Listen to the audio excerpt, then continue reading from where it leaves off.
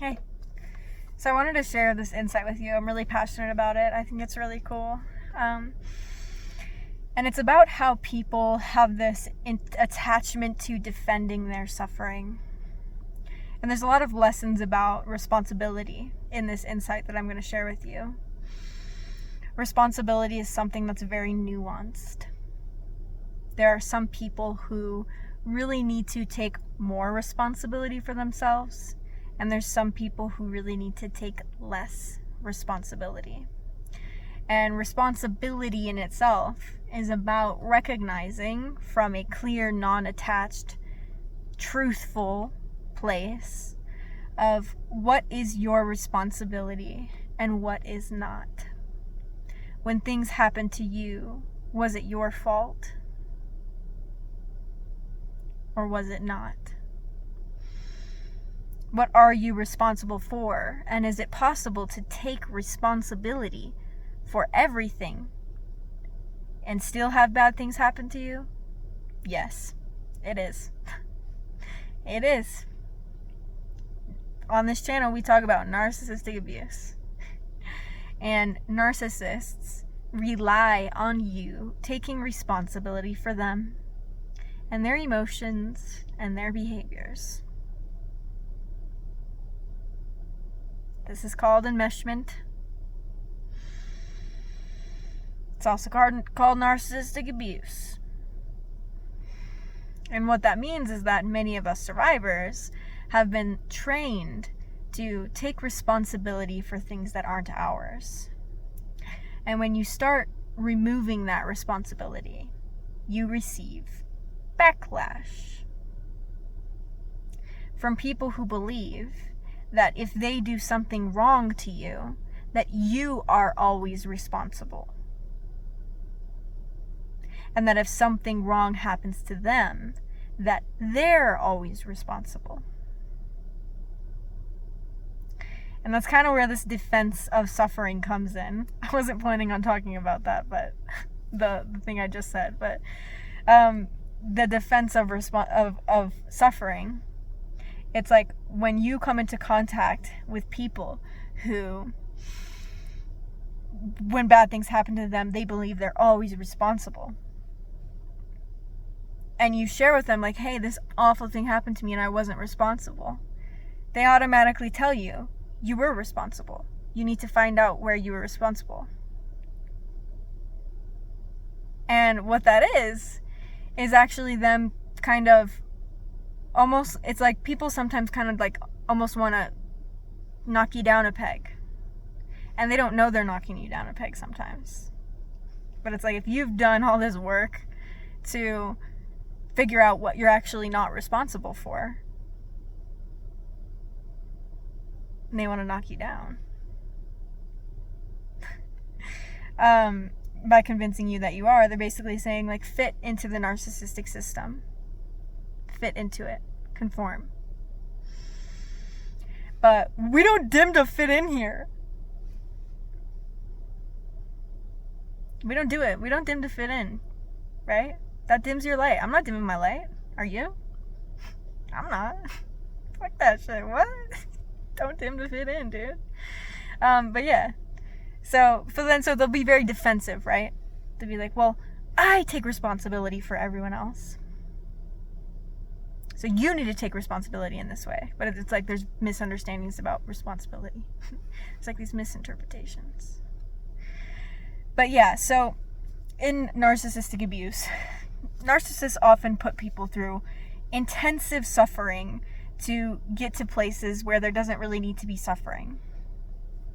So then when they see someone like who didn't have to go through all that, get to where they are, they have this defense mechanism where they'll automatically misinterpret you.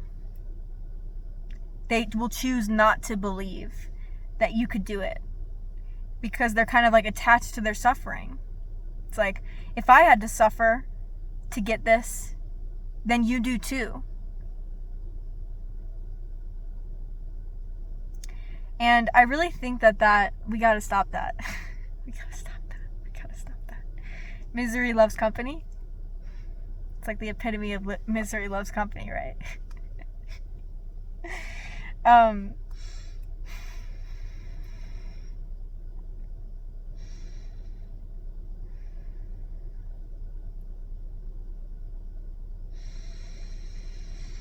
You know, the idea that if I suffered, others have to suffer.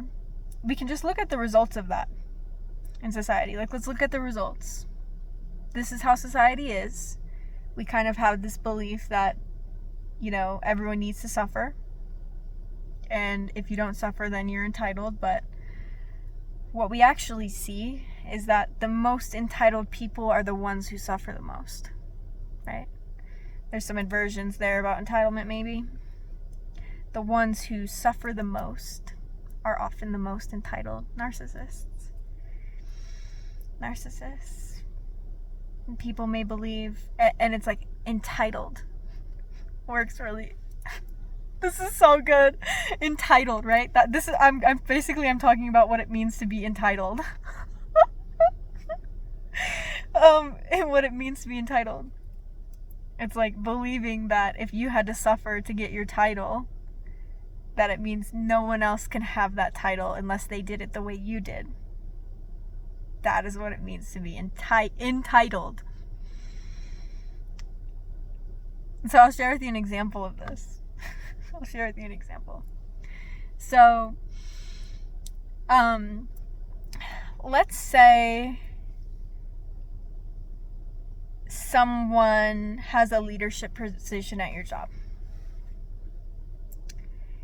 And when you come in, the managers are like wanting to promote you to leader. The way that the person got to that leadership position in the beginning was by abandoning their true self, conforming, validating narcissists, and mirroring narcissists. So when they see you being desired for a leadership position, when they had to put in all that work to get it, they feel angry, right? Or they might feel angry. They might feel jealous. They'll feel very defensive, like, you need to do what I did to get to this. And it's a really unhealthy thing, right? Because it's almost like this is the epitome of narcissistic abuse that I really want you to know. Is that it's like narcissists are doing too much. We do too much sometimes. We don't have to do all this extra shit. There's so much extra shit we do sometimes as a collective. And I'm gonna be tough right now. Like, there's so much extra shit that we do as a collective that we don't need to do. No. You know, like, we don't need to validate narcissists to succeed. We don't need to be assholes and bullies to succeed. You know, there's ways that we can work together for something better in the world, right? And so what is with all these rules, right? What is with all these rules where we're doing too much? We're doing too much. A really good example of this, like entitlement, I guess, it's like, I once went to this job, and it's like, the business was failing, and the culture was just like on its last leg. Like, it was destroying itself. And I walked into this business, and I'm like, actually in it for the business, and I'm like trying to actually care about the guests and like be positive in the environment, right? And so you'd think, like, you know, that's exactly what we'd want in a business, right? Like, if you wanted to help the business. But then when narcissists see that, they feel like they need to hurt you to get you to stay. They need to abuse you to get you to stay.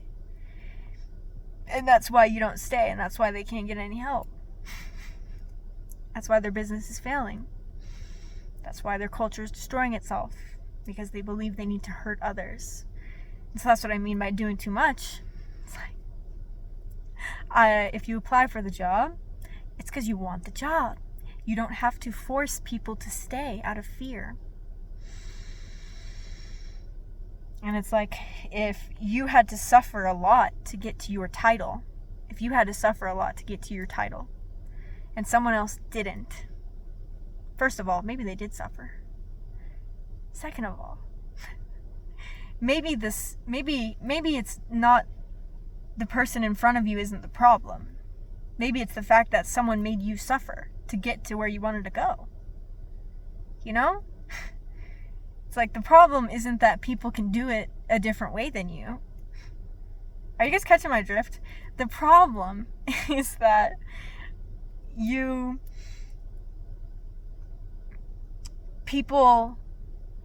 someone made you suffer. Right? Then we can kind of look at it from this growth mindset. Okay, well, if someone can do it without all this suffering, maybe we get rid of the suffering.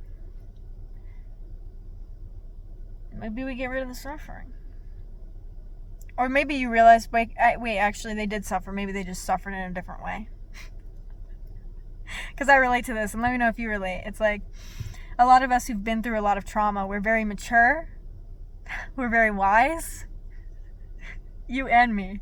We're very wise. We know a lot.